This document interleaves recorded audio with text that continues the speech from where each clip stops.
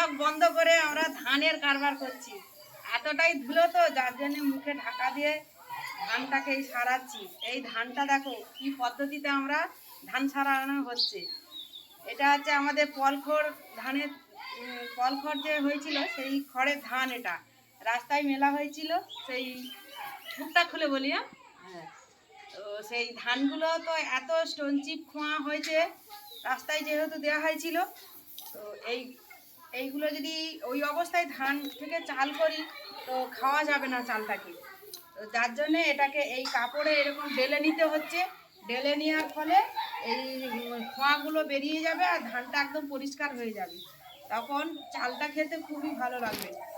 আর দেখো এই ধান ডালতে ডালতে আমাদের কত ওই যে খোঁয়া বার হয়েছে, ভর্তি হয়ে গেছে। এই কটা ধানের মধ্যে এতগুলো আমাদের খোঁয়া বার হয়েছে। আমরা এই গ্রাম্য পদ্ধতিতে এইভাবে যে পল খড়ে ধানগুলো বার হয় সেইগুলো সারাই এইভাবেই আমাদের করতে হয়।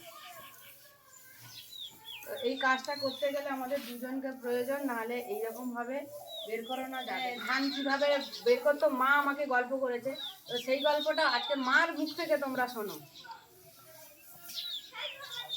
গাদা ঝাড়া হতো, তখন তো গাড়ি ছিল নি, গরু হেলে গরু ছিল, মাঠে হেলে গরু চাষ হতো।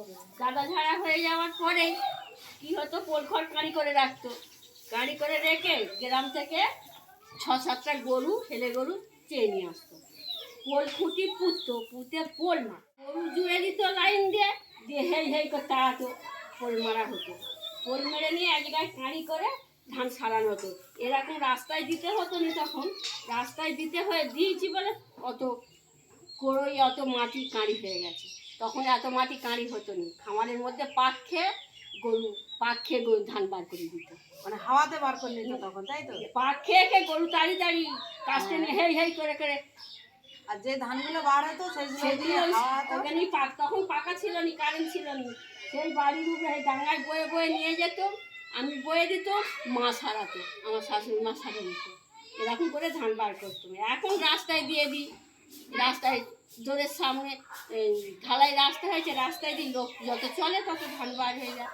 চারিদিকে মাটি কুটি ভর্তি ধানের, ওই জন্য এরকম কাপড় দিয়ে এরকম করে ঢেলে এই মাটি এইগুলো সব বার হচ্ছে, বার করে এইটাকে তো ভালো করে ঝেড়ে ঝাঁটা দিয়ে আগলা সিজনে বার করে নিয়ে তো ডালতেছি। এরপরে আবার মেজলায় জল দেবো, ঘাটের ধারে নিয়ে গিয়ে জল দিয়ে ধানটাকে ছেঁকে ছেঁকে ঢেলে ঢেলে তুলবো, তুলে তারপর ভাবানো হবে। তারপর সেই কোটাটা আলাদা করে রাখি, কোথায় ভালো ধান আছে ভালো,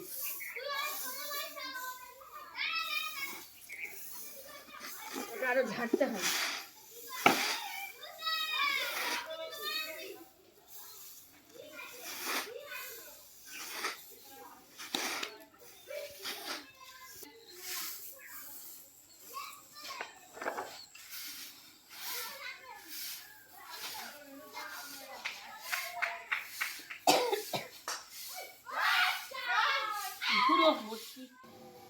ধানগুলোকে গুছিয়ে রেখে দিয়ে এসে গুছোতে গুছোতেই সন্ধ্যে হয়ে গেছে। গুছিয়ে আসতে ছেলে এখন সন্ধেবেলা টিফিন খাবে। এই ম্যাগি করে দিচ্ছি। ওই ম্যাগিতে যেটুকু মশলা, সেই অল্প মশলা দিয়ে ছেলের জন্য ম্যাগি করছি। আর ওইদিকে জল বসিয়ে দিয়েছি, আজকের একটু রুটি খাবো। তো সেই রুটি খাবো, আমার ছেলে বলছে আলুর দম, আর এখন আমরা বলছি না আলু ভাজা। এখন কি দিয়ে রুটি খাওয়া হয় এখন ঠিক হয়নি। তো আজকে রাত্রে কি খাওয়া হয় সেই টিফিনটাও তোমাদের সঙ্গে শেয়ার করব। ছোট ছোট আলু আনা হয়েছে, এখন নতুন আলু সিজন, আর এখন ছোট ছোট কচি কচি আলু। ওই কচি কচি আলুর দমও ভালো লাগে আর ভাজাও ভালো লাগে। তো আজকের কোনটা করা হয় দেখা যাক, ভাজা হয় না আলুর দম হয়। তো জলটাকে একটু গরম করে নিচ্ছি, গরম জলে আটা মাখালে আটাটা মানে রুটিটা বেশ একটু নরম তুলতুলে হয়। খেয়ে নিয়ে তারপর পড়তে বসবো। মা বলছে নাকি রুটিতে আলু ভাজা খেতে, আমি বলছি না রুটিতে তোমার আলুর দম খাবো। মারা তো বলেই যাচ্ছে আলু ভাজা খেতে। ছেলের বায়না, এখন দেখা যাক কোনটা হয়।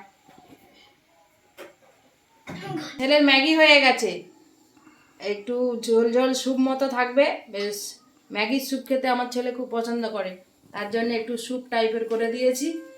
তো সে এখন ওই রুমে গেছে, ওখানে দিয়ে আসি, দিয়ে এসে খেয়ে নিয়ে তারপরে সে পড়তে বসবে। আর আমি এসে যে জলটা গরম হয়ে গেছে, আটা গুলাবো, মানে গুলাবো বলে ডো করবো, আটা ডো করবো।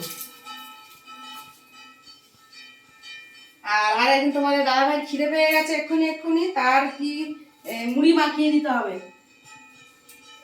তো এখন ওই একটু টমেটো দিয়ে মাখিয়ে নিয়ে একটু মুড়ির চাট করে দিতে হবে। দেখতে পারি। তো আমাদের তো ধান টান গুঁড়ানো হয়ে যাওয়ার পরে সন্ধ্যেবেলা একটু টিফিন করেছিলাম, রুটি আলু ভাজা। তো খাওয়া হয়ে গেছে আমাদের। সবাই বললো আজ রুটি খাবো না, টিফিনেই খাবো, রাত্রে আবারও ভাত করতে হবে। তার জন্য এই যে ভাত ওবেলা অনেকটাই তরকারি করা হয়ে গেছিল, তো সেই তরকারিগুলো ছিল, আবার ভাত করতে হয়েছে। আমরা দেখো আমার ছেলে খেতে বসে গেছে, তারও খাওয়া হয়েছে, আর মা খেতে বসেছে, আমি আর এই যে তোমাদের দাদাভাইয়ের ভাত সব বেড়ে নিয়েছি, আর আমার ছেলের খাওয়াই হয়ে গেছে বলতে গেলে। তো আমাদের এই ভিডিওটা তোমাদের কেমন লাগলো অবশ্যই কমেন্ট করে জানাবে। আমাদের ঘরোয়া প্রত্যেকটা কাজ তোমাদের সঙ্গে শেয়ার করছি, আশা করছি প্রত্যেকেরই ভালো লাগছে, কারণ আমার অনেক বন্ধু হয়েছে, ওই জন্য বললাম নিশ্চয়ই তোমাদের ভালো লেগেছে বলে আমাদের অনেক বন্ধু হচ্ছে। তো মা দেখে খাওয়া শুরু করে দিচ্ছে, খাবার গড় করে মা খাওয়ার আগে একটু ঠাকুর প্রণাম করে নেয়, নিয়ে তারপর ভাতটা খায়। তো আমাদের পাশে এইভাবেই তোমরা থেকো, আমরা এরম আস্তে আস্তে গুটি গুটি পায়ে অনেক দূর তোমাদের কাছে পৌঁছে যাচ্ছি, আরও পৌঁছাবো। আর ভালো লাগলে সবার সঙ্গে এই ভিডিওটা শেয়ার করে দিও। আর আমাদের কিন্তু ফেসবুক পেজ আছে, আবারও আমাদের ফেসবুক পেজ আছে, তোমাদের তো আগেই বলেছি, ওটা গিয়ে অবশ্যই একটা করে ফলো করে দিও। আর ভিডিওটা আর বেশি বাড়াবো না, অনেকটাই রাত হয়ে গেছে, দেখতে দেখতে প্রায় 10:30 বেজে গেছে। তো আমরা খেতে থাকি আর তোমরা একটা করে সাবস্ক্রাইব করতে থাকো, আশা করছি তোমাদের সত্যি ভালো লাগবে। মা বলো তোমার বন্ধুদের কি বলতে চাইছো? আর মা এখন খাচ্ছে, কথা বলতে পারছে না, মুখে ভাত। তো সবাই ভালো থেকো, সুস্থ থাকো, আমরাও ভালো আছি, সুস্থ থাকবো। নমস্কার।